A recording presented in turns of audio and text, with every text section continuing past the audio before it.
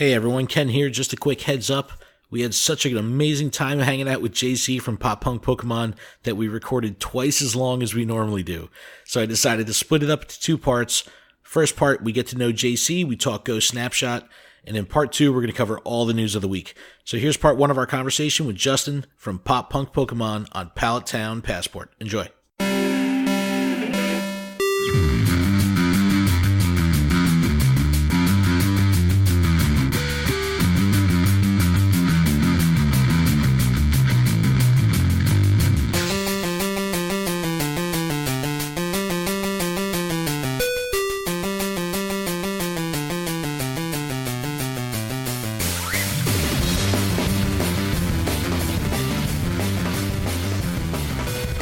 What's going on, Pokemon Go trainers? Welcome to episode 66 of Lured Up, the podcast where we take Pokemon Go way more seriously than we do ourselves. Today is Sunday, February 17th, 2019. I'm your host, Ken Pescator, joined by my co-hosts, Adam Tuttle and Melissa Pescator. Woo! And we have another special guest this week, guys. Who is it? I want to introduce Justin from Pop Punk Pokemon on Pallet Town Passport. Hello, Justin, thank you so much for joining us. How's it going? What's up, bitches? Yes! So That is awesome. the best greeting ever.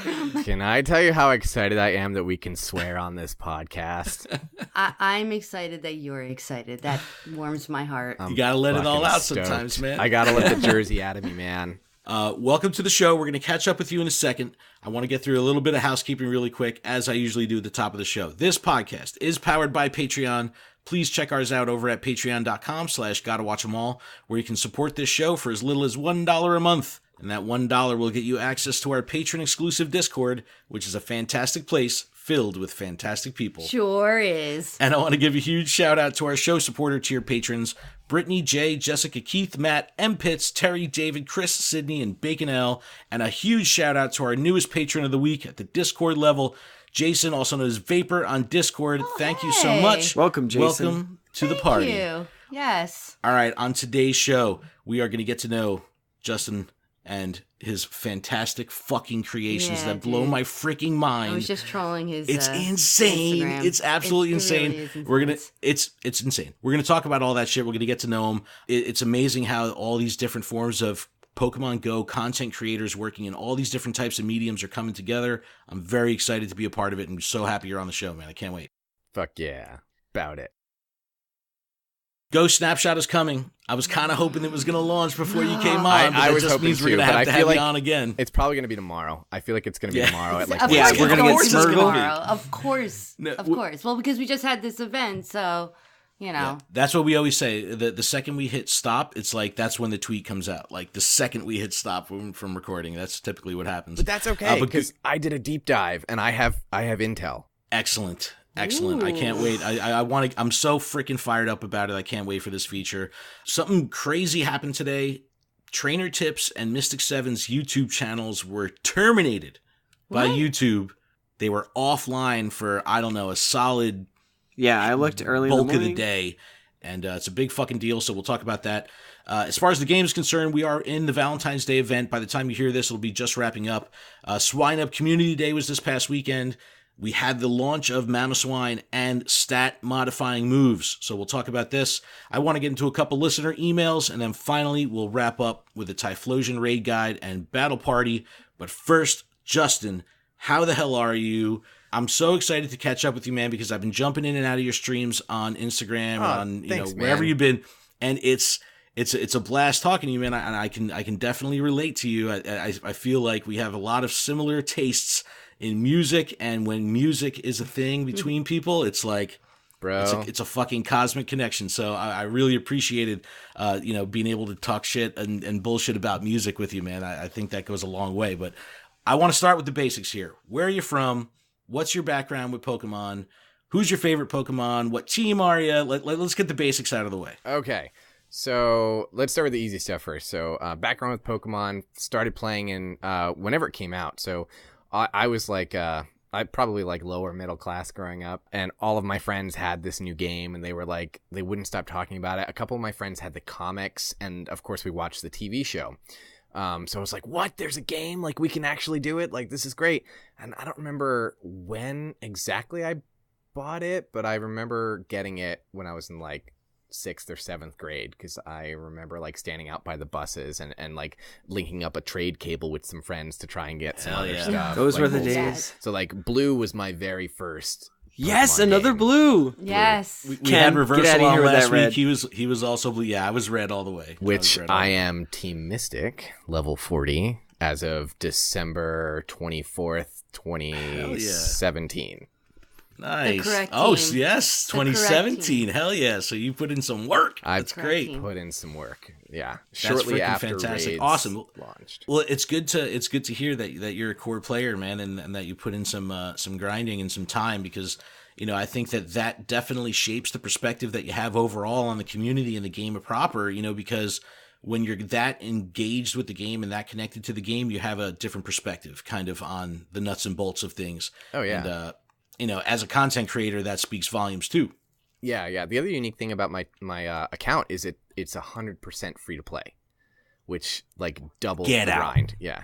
Get out of here. No incubators too? I don't spend money on the game. I never have. That is fucking glorious. Yeah. I love that shit. That Yeah. is Did you so like awesome. just store up all That your is items so from leveling awesome. up? Everything and I then- have, everything I've accomplished, like XP wise, Stardust wise, it's all a true grind. Dude, Wow. I swear to you, bro, that is amazing, and I don't I think love I've that. ever heard anyone, level 40 or otherwise, actually maintain free to play. I would have never spent money on the game if it wasn't for Ken. Well, yeah. Ever. That's This is my that's favorite like a question to ask. challenge. What was the catalyst? What was the catalyst that caused you to start spending money? Was it egg hatching? Was it raid passes? Because for many, Ran out a of lot Pokeballs. Dude, the game, I see now, I was spoiled because I would never need the consumables, potions, balls, anything like that. We have great restocking spots, so it was never a matter of that. It was definitely incubators. Definitely incubators. I'm down to one.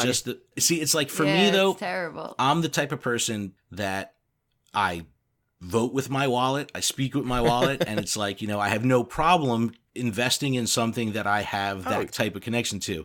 Yeah. So now, not just from a selfish reason, like I want to fucking have all the good shit in the game, but also because, I want to thank the creators for, giving me, something to spend my time with. So I definitely will pay, speak my voice with my wallet, but it became a grind, and over time I started playing less and less, and it seemed like I had to spend more and more to kind of keep up, because if I wanted to hatch the eggs, I needed super incubators, not regular incubators. If I needed the lucky eggs, I need to do my evolution parties. Like, I was a hard grind. Like, I still haven't done 500 total raids. Like, I'm not a hardcore raider. Oh man, and I'm curious. Well, 'cause, dude, like, with I not haven't checked spending my money raid on the pass in game, a it's while. like you're relying on like the free raid pass promotions and stuff. That's wild. And sometimes I'll like really like get down on myself and like save coins for like a while, because that's the other thing too, is I gym pretty hard. So I get my 50 coins a day. Yeah, I it's very rare that I skip a day. Like, I have a whole technique on it and stuff, and thought about maybe doing a video about how to like do that, but I don't want to give away Diversify. too many of That's my all secrets. That's all I Give away ever your say. trade secrets. Diversify. need. Get one in this town. Get one in that town. Get one in like out of nowhere. Here we go. Raids. I went for the first time since the last egg event. I hadn't spent any money on the game, and that's, for me, that's a shocker, because I'm like a $20 a week kind of guy. Oh, wow. Fucking consistently. I know people that since spend launch. $100 a week. Oh. Yeah, but they raid like heavy. They do between like 30 and 50 raids a day. Yeah, I mean, when you're going that strong, there's no other way to do it. Yeah. But I didn't spend money over the past 2 weeks, and I bought an Ultra Box using just earned coins from the past 2 weeks. It And takes was a like the month. first, for me dude, to it was get like an the Ultra first Box a time. month. Yeah. It feels good though, right? The other thing is like, I don't feel like I've been cheated out of money. Like, because I know a lot of people get really upset if like a game function doesn't go in their way and they spent money on it. Like, I totally justified, like absolutely sure. be upset about that. But I'm not spending money, so therefore I'm always 100% enjoying this game. Yeah. So that's where I'm at with the if it'll load. There we go. 574. 574. Yeah. Nice. Okay. Not too No, bad. so But that shows significant consistency, because the only way to rock that number is if you're out there fucking at least doing it for what you can. So that's I get my one a day. That's awesome. Yeah. And exactly. The only thing that really breaks me these days is I'm like heavy after a shiny Shinx. So I'll do my one a day, and if on my way home I see a Shinx, I'll go, damn it, there goes 2 days of waiting. And you'll buy a singular raid pass? I'll buy a single pass and do the Shinx. Oh. Yeah. Wow. Oh, that's painful. I'm like, That's I forget how many Full Shinx price. I'm deep. I think I'm like 70 plus Shinx raids deep. Yeah, I've done a ton of Shinx and I haven't seen one yet. There he is. I have done 80 Shinx raids. Oh my god. 0 I shinies. definitely have not. I have not. Yeah, I've done like 4. But that's awesome, man. That's good. That's good to hear. I mean, you did choose the wrong team, but that's fine. We'll talk my about God. that later. Oh no, But- it's okay. You're allowed to be wrong. No, I forgive it's you. the right I team. He forgive doesn't you. know what he's No, talking you guys, about. you're all totally wrong. good, Instinct bro. is the You're best. So Come fucking on. good. Fucking. It's okay. So You we're guys looking are at. all allowed to be Instinct, bro. inside. Get out of here. I'm looking at Adam in the video feed on Discord here, and he's got yellow headphones. He's got a shirt with got yellow his on it. instinct shirt Hey, on. it's got a Pikachu on it. Let's be honest. Listen, if there was a pink team, I would be on the pink team. But If there was a I'd be on green the team, pink I'd be team, on the too. green team. that's what it was for me. I really wanted I wanted to be on green. And there wasn't Yeah. a green team, so I picked blue because it was one of the colors that make green. But every time I speak Yes, to someone exactly. who's Team Instinct, they do the same thing. Like, oh, I wanted green, so I chose yellow. I'm like, oh, well, that's exactly why I chose blue. You're That's wrong. pretty funny. That's a cool thing. You're wrong. All right, so just from us catching up, on Twitter over the past couple days, week, you mentioned that you had a long history with proper photography, with actual film photography. So why don't you talk about that a little bit? Because Melissa here has done photography her whole life, and that's kind of been, her world for a long, long time. So I think you guys Well, could I've been probably... out of it for a while. Yeah, so what? I kind of have been too. I mean, hit and miss. It depends. Okay, so let me rewind. So the quick story on where I'm from. I was born in New Jersey, so Jerseyite at heart. Hell yeah. That's Grew cool. up in the Poconos. And I spent a lot of time back and forth in North Jersey, North Bergen, Bergen County, Lodi, Mahwah. That's where all my family lives. All my Italian side, my mother's side of the family all live in that area. So you guys yeah, are it just makes about sense, an Lodi. hour or so south in the Jersey Shore area, right? Yep. Like Red Bank area. Yep. Yep. That's what's up. Yeah. Yo, Red Bank rules, man. The last time I was in Red Bank was in college. Me and some buddies did what we called a trip to Mecca. And we went and saw Kevin's Secret Stash and the Real Yeah. Quick Yep. Stop. And like, dude, like Kevin Smith is my god. Like, pray to the Almighty. Him Oh, that's and so George awesome, Carlin dude. are like my two. Oh, Like, I will you just said forever the magic quote name them. for me. Yeah. So like Yeah. what's really fun for me is like when I go back and listen to your older episodes of the podcast, I can hear the accent in Melissa especially, and like a little bit in you, Ken. Like, so that the Jersey comes out of you from time to time. You know what I'm talking about. You know, I hear it. Every- hear it I like from drinking Melissa my all the That's time. coffee. We like to hilarious. talk over here. Everything costs a quarter. What's up with these bastards? Oh, really? So anytime I like have recently spoken to my mother, who's like born and bred Jersey Italian, like grew up in New Jersey, lived in New Jersey for most of her life. Anytime I had recently spoken to her, a little bit of my accent will slowly come back. You know, That's great. That's it's great. very, very funny That's to really hear that. No, I hear it in Melissa every so often too, and I'm like, for me, it's like when I hear it, I'm like, damn, you sound like a fucking New Yorker, like you're from the Bronx. Like I'm Cardi B, I'm Yeah. from the Bronx. It's No, usually no, when New she's York- like, she's getting Okay. like heated about something. New York is different. It's different for each borough. People from the Bronx sound different Oh, sure. from people from Yeah. Manhattan sound different from people from Long Island, you know? So Yep, it's, every borough It's is very different, you know? But then after that, I after college, I left Pennsylvania and I moved to Florida to join a band on tour. And I did that as a photographer for about 7 years. And that was a big chunk of my life. Very cool. That's awesome. Which band? A band called the Red Jumpsuit Apparatus. I've heard of that. Okay. They had a couple hits on the radio. They're still out there touring, still doing the grind. I just saw them pretty recently. They were out west playing some shows out here. So yeah, anytime they're in town, I'll go and see them. I saw them in Hawaii. I lived in Hawaii briefly after I left Florida, and I got in tight with the local music scene there. And one of my friends who sings in a band called Beware the Bear, who I'm constantly promoting because I just believe in that band so much. They're a pop punk band from Hawaii, and I first saw them open up for a band called the Wonder Years, which I'm sure you guys are familiar with. They're from Philly/Jersey area in Hawaii, and they played a cover of Face Down by Red Jumpsuit, and I like ran up to them after the show. I was like, hey, I work for that band, like, let's be friends. And they were like, what that's so cool. And the singer has the same name as me, so that was another bonding feature. He's a great dude, and I love that band so much. And their song At the Bar is my intro song for the videos I make on Paltown Passport. Nice. Cool. Awesome. Yeah, so I'm just like doing everything I can to get that band like as popular as possible so they can come to the mainland, play some shows, because they're really incredibly talented people, and I absolutely adore them. They're great. Cool. No, I'll check that out for sure. I'll link it in the description, so if you guys want to hear it, I'll put the link in the description. Check it out. Yeah, absolutely. So to talk to me about the conversion from shooting a band, shooting real life shit, to taking it from, probably exceptionally expensive and fragile equipment and changing to your Handheld device. Like, I can't, like, that's got to be crazy. It's okay. It's definitely an adjustment. Okay. So Melissa, when you were in photography world, did you ever shoot concerts? Yeah. So it's fucking hard. It's really, really hard. You can't control anything. You can't control your lighting. You can't control your subject. You can't control anything but the settings on your own camera. And if you're a shit photographer, you will not succeed as a concert photographer.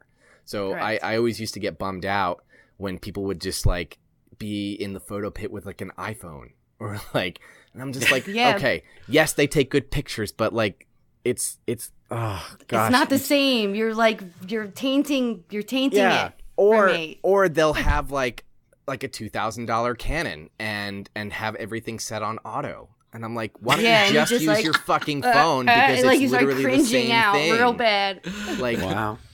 So major pet peeve. So now, like, being that person who hated people who took pictures on their phone, complete 180 when it came to having to do this. And now, luckily, the technology has caught up with the cameras on phones. And so now they're, I wouldn't say on par with DSLRs, because you can still do manual controls a lot faster on a DSLR than you can on a phone, because there are apps you can buy to adjust the manual settings within your phone. But even with your phone, you're limited because you can't swap lenses. So I think I have an iPhone 8, and I think the aperture goes down to like a 2.8, and I think the ISO goes up to like 3200 or something, maybe 6400, something like that. But either way, it gets super noisy the darker the photo gets. Noise is that digital kind of grain that you see on the photo, and degrades the quality of the photo. So it's definitely a struggle to try and produce A-level quality with a phone. But if you know anything about photography, lighting is everything, which is why I typically shoot in the daytime. And then I will edit my pictures. But the other thing I'm really proud of too is that I do all my edits on my phone. All right, hard stop. Yeah. This blew my freaking mind, because I was trolling your shit. I'm looking all up and down your Instagram, and it was like, oh shit moments. Every photo I look at, oh my God, oh shit, oh my God, look at this, look at all of that.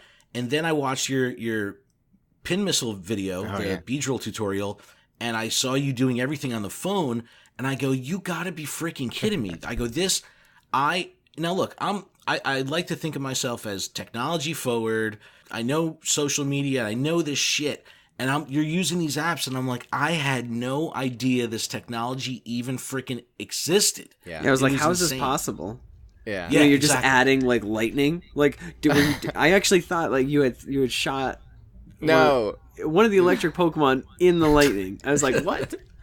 Shooting like that. I have photographed lightning on I have a Canon 5D Mark III that I shoot with. That's my main body camera. It's worth more than my truck. I love it. It's fantastic. I've had it for like 4 years now. It's fantastic. But I have photographed lightning. It's incredibly difficult to do. It's all about what they call long exposures. So it's all about timing. So you have to be really good with timing when a storm is going to come, when you're not going to get rained on. You have to have a tripod for a long exposure. It's a whole technique. I could do a whole tutorial video on it, but thousands have done it better than I could ever dream to do it. So lightning is possible. Or you could just add it to Zapdos in an app that you like import your AR photo into. It blew my freaking mind. That's an overlay. It's so awesome. I've been using Photoshop since its fruition, since like Photoshop 1. So I've been using Photoshop for 12 years, something like that. That's how long it's been out. Yeah. So I'm really proficient with Photoshop. But my goal with this, because I was shooting them on my phone, I wanted to grant the opportunity for anybody else who plays this game and takes photos to have the quality that I'm producing at their fingertips as well. So you'll notice that not only am I using the apps on my phone, but I'm also using the free versions of those apps. I will not extend too much, you can easily going towards your free to play. Yeah. So it kind of adds into that factor too. So I will do tutorials to show people how to do it because I want to see more content like that out there. People are getting good. People are getting better. I've been checking my Instagram every day, and I'll have 2 or 3 new DMs from people like, hey man, just found your channel, just saw your tutorial. People will tag me in things like, this was referenced via his tutorial and stuff like that. And I was like, great, this is exactly what I'm doing. That's awesome. Please That's tag great. me in those photos because I want to see better quality content out there because people are capable of doing it, even though they don't believe in it in themselves. So what editing programs do you use to... That's my most popular question, and I fucking promise I'm going to make a video about it soon. So I'll just spit them out here. I have a whole folder. I have, let's see, probably about 30 apps that I use. That's a lot. But my main few, my first go-to is one called Snap. This is all on iOS, by the way, which super sucks because I've just from talking to people on Instagram DMs and stuff, I've discovered through their woes that some of the apps I use they're not available on the Google Store. They're not available on Android, which is a major bummer. But for iOS, these are the ones I use. Snapseed. That's my go-to. It's like my first one that I use. I know PokeGirl7 uses that as well. And I don't remember if it was because I told her about it or if she already was using it. And then when I mentioned it in my video, she was stoked that I said it. I can't remember which one happened first. So Snapseed is number 1. After that, I will use PhotoFox if I need to do something with layers or overlays. So like if I'm doing a moveset edit, 100% will be using PhotoFox because I need the layers. And that's what like Photoshop is all about, is doing layers. So if I need layer stuff, I'll do PhotoFox, but that's it. I just use it for layers. I don't use any of the filters that are in there. Some of them are good. They're okay. But I prefer to use filters in other apps because they have better color corrections that I prefer. So PhotoFox for layers, Snapseed for basic adjustments and fine-tuning adjustments like brightness, things like that. Your shadows, your highlights, your saturations, your contrast, things like that. I will use QuickShot for my color grades. And then if I want to get like really crazy, like, did you guys see that Feebas photo I posted? Yes, where he's underneath the water. Yeah. That one I used Photoshop for, a combination of 2 different Photoshop apps. One is called Photoshop Fix, and that's how you do, I use that for like the warping and stuff like that, making the water move. And then Photoshop Express is like Photoshop's like watered down version of Photoshop for an app. And I use that to complete the rest of it because it has more finite tools with brushes that I needed to use. So like little minute details in that particular photo where if you look at the rim of the water around the Phoebus when it touches the top half, I'll like take a little brush and darken that. I'll boost the contrast over that because if you ever take pictures of water or things that are half in, half out, you'll notice that there's that slight bubble and then it's also a little darker there too. So like just to kind of bump the realism, that was something that I was particular about making sure I got. Well, just to play off that, what makes it interesting when I watched your tutorial or even the your Instagram stuff is the real wow factor of this is seeing not just like your screen capture of you doing this, but you're filming yourself holding the phone so you can see that this is all a finger to screen experience here. Like how you're doing your brushstrokes and doing all your stuff with the touchscreen. That's got to be completely bizarre because Melissa would use a tablet and pen, and this when I see you like filling in the background or using a blur thing and you're like just kind of coloring it in with your finger, I go, man, this is like fucking finger painting. I go, this is so cool. I've never really explored any of the photography. You gotta see it. You gotta see it. Really tricky. So like that's the other fun thing about it is like I want it to be difficult. So I like the challenge in it. So like having to like do all of these workarounds when I could just easily put it, like send it to myself, email it to myself, the photo, and then just boot it up in Photoshop and be done with it in, 10 to 15 seconds. The fun for me is like, all right, how the fuck am I going to make this look cool? Yeah. Like, so for the Beedrill one, I was like, Beedrill's not that interesting looking a Pokemon. So that was when I was like, okay, I really liked doing movesets in the past. Let's maybe continue in this fashion. And then I was like, oh, Pin Missile would look dope. And I can do it with these overlays. We're gonna nail this. So like half the video tutorial is me just literally figuring it out on the fly. I had no idea what I was doing when I started recording that video. And the cuts are like me just like going down a rabbit hole, fucking up, turning around and going back. So that I just cut out that bit and then threw in the good chunks and then it all makes sense as a whole. That's super awesome, man. And just another little funny side note. So I'm watching the videos last night and I'm watching it with my son. We have a 10-year-old son. And he's like, hey, he's using Snapseed. He goes, I know how to use Snapseed. He goes, I use that at school. That's what's up. Really? Yeah. Oh shit. I was like, yeah, I'm, like that you feel old moment. I was like, damn, my 10-year-old knows this shit and I don't. No, that's like, awesome. That See, I love that, So it's not even age gated, So like 10-year-olds can go out there and do this kind of stuff too. And that's fantastic. I will never, ever, ever stop encouraging art on anyone.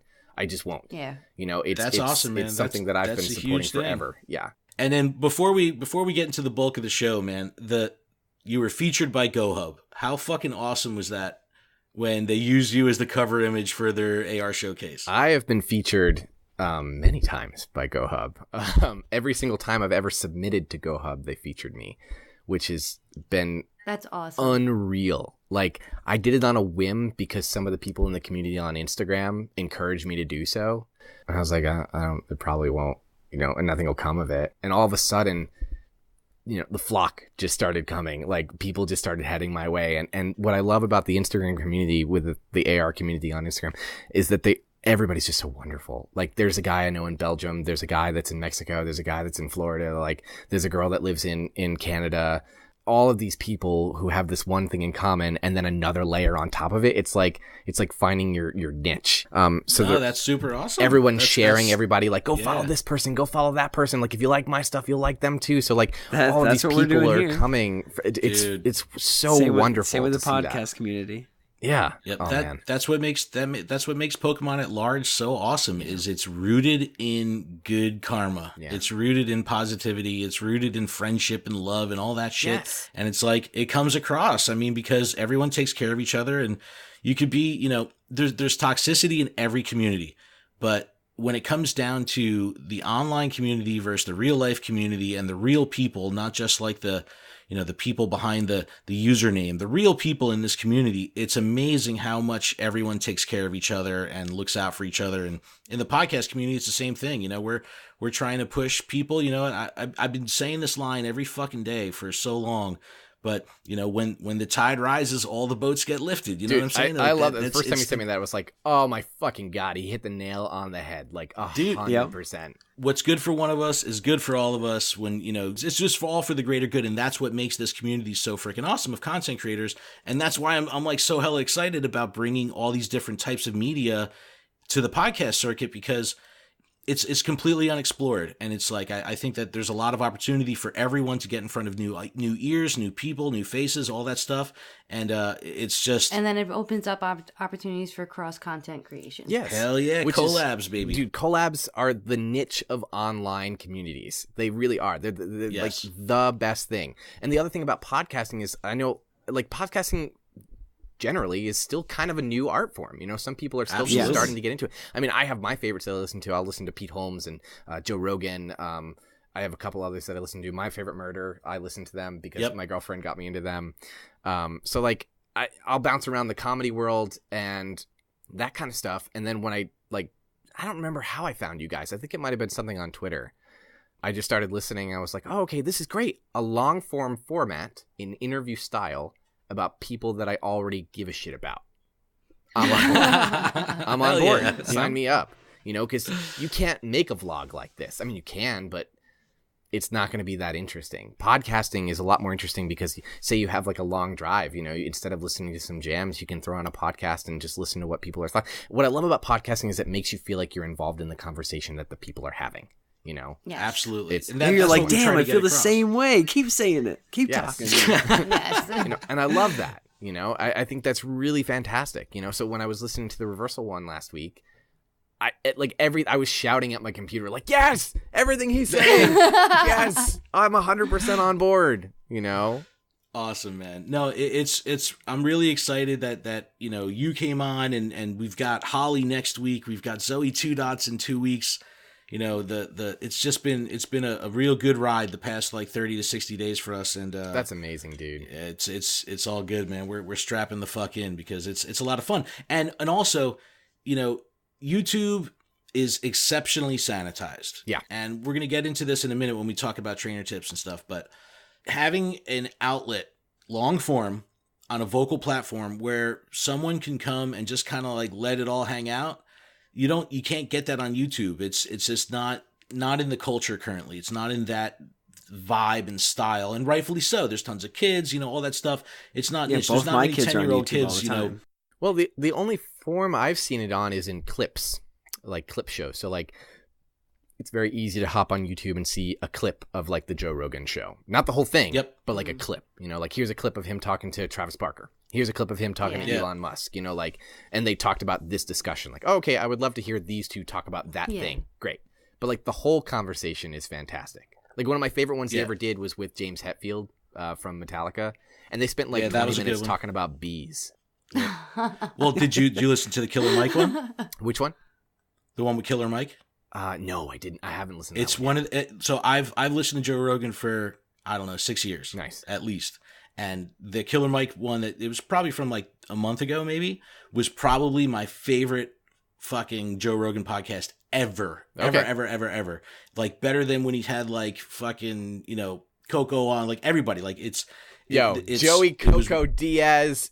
Oh, dude, I Coco fucking Diaz love that is the dude, fucking man. best. He's the greatest. He's cleaned up now, so it's like he's a totally different person. But no, his appearances on that show are all fucking brilliant, all gold. I love that guy's comedy. He's the best storyteller of all time, hands down. Yep, like no contest. Pack it up. All right, so what's Go Snapshot? Talk to me about. I want to start talking about Go Snapshot. I gotta write the ship. Because we're limited. I don't want to push too far in time. We could probably talk for fucking hours. Joe Rogan podcast is 3 hours long. Screw that. Let's go 3 hours. Let's go 3 hours. Fuck this 1 hour bullshit. Let's go 3. Yeah. I got all night. I have nothing else to do. We're fine. All right. So Go Snapshot is coming. They started teasing this last week. Then they finally released this cute little picture of Pikachu holding a camera. Yep. And we're getting a entirely new way to interact with AR in the game via this Go Snapshot thing.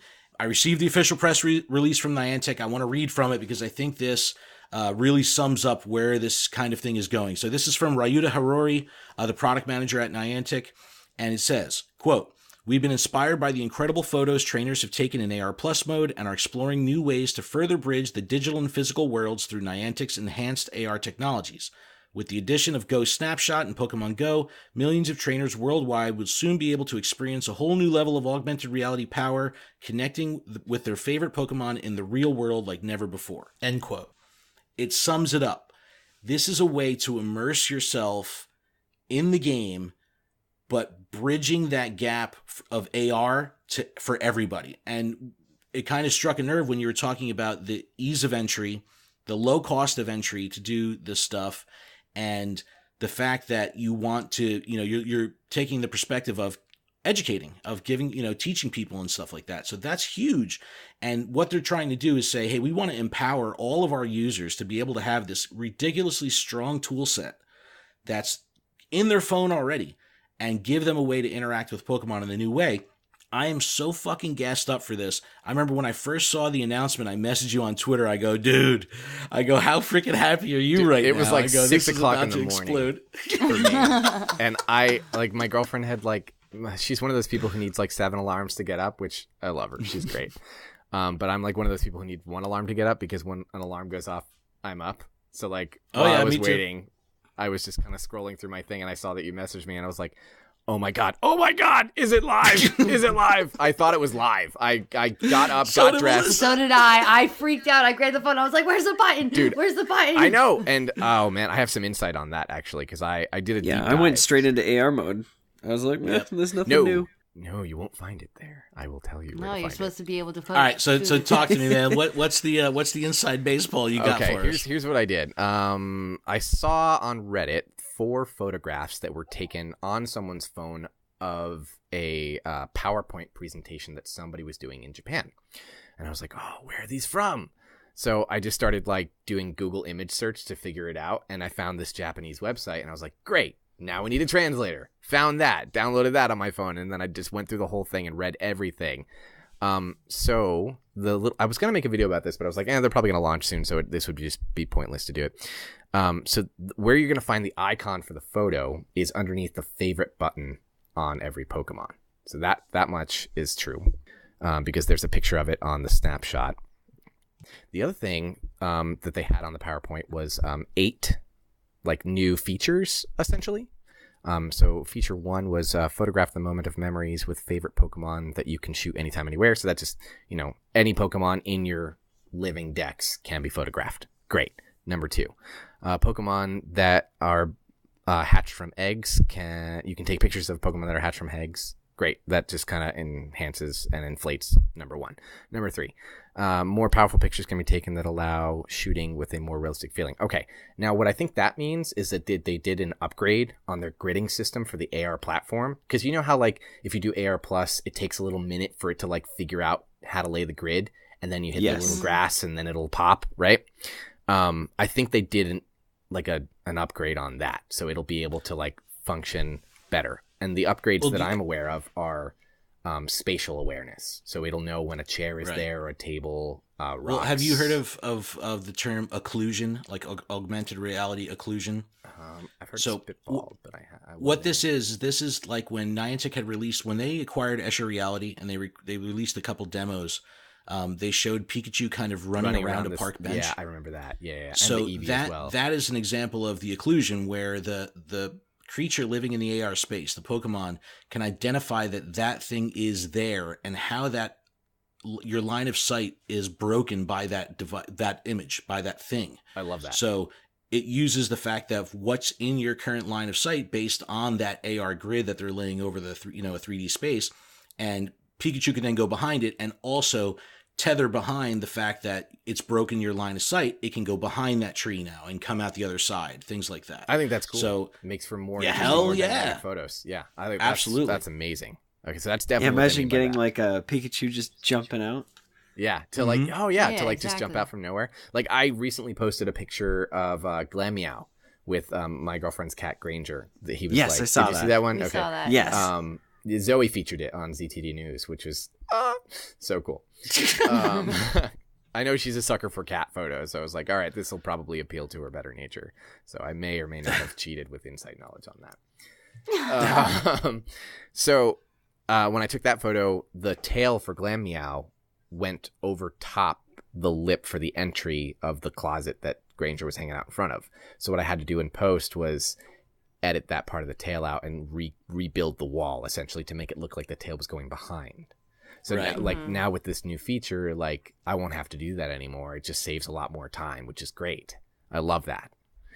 Okay, number 4. It says, I want to take out Pokemon because I am your Pokemon because it comes out where I want to take. Okay, so basically anytime, anywhere again. Number 5. Yeah, you throw a Pokeball. So apparently like you're going to choose a place on the ground and then you toss the ball. And it pops out. And then it'll pop out right at that place. Yep.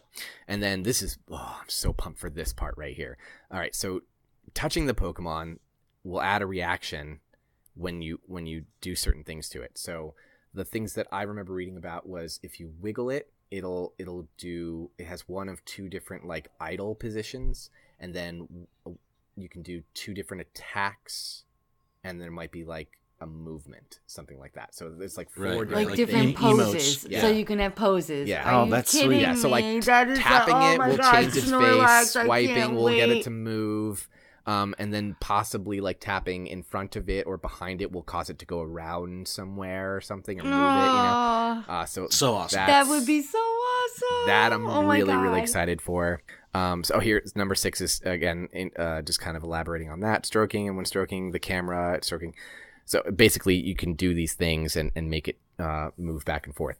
But the other thing is they added 2 new features to the camera, which I don't think have really been discussed much, but it's something that I've been just kind of holding in my pocket, and I know it's coming.